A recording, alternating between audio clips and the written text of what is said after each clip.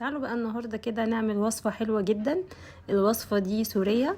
شايفين بقى شكله متماسك ازاي ومقرمش من بره وحلو جدا. بصراحة انا اول مرة اجرب الوصفة وعجبتني جدا جدا.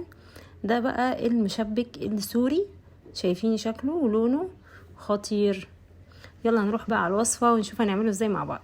اول حاجة معايا هنا 3 كوبايات سميد ناعم اللي هو بتاع البسبوسة اللي احنا بنجيبه عادي السايب من عند العطار. هنضيف 3 كوبايات بالشكل ده. هنضيف عليهم نص كوباية من الدقيق الابيض بتاعنا ومعلقة من الخميرة الفورية، معلقة صغيرة كده مش كبيرة. وهنزل عليه بظرف من الفانيليا، وهنزل كمان عليهم بربع كوباية من السكر. وهقلب بقى المواد الجافة دي كلها كده مع بعض بالشكل ده.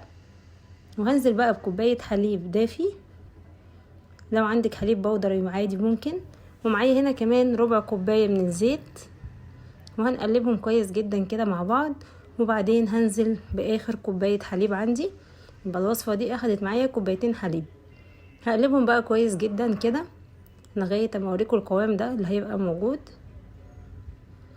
شايفين بقى هو القوام هيبقى انسيابي شوية بالشكل اللي انتوا شايفينه ده. طبعا هتقلبيه كويس جدا وهتسيبيه بقى يخمر لمدة نص ساعة. يعني انا هترك الوصفة دي او العجينة بتاعتي دي لمدة نص ساعة كده تختمر.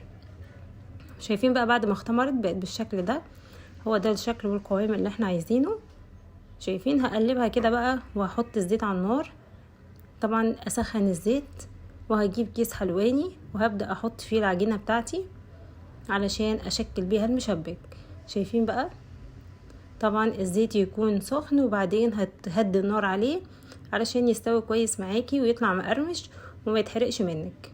طبعا عايزة تصغري عايزة تكبري اللفة دي حاجة براحتك، بس كل ما تكون متوسطة تكون احسن. كل مرة تنزل مني حتة كده في الاخر. شايفين بقى لونه، طبعا شايفين بقى شايفين بقى شكله ولونه جميل جدا. طبعا هتنزلي بقى في السيرم بتاعك يكون متوسط، ولا تقيل قوي ولا خفيف، متوسط زي بتاع البقلاوة كده.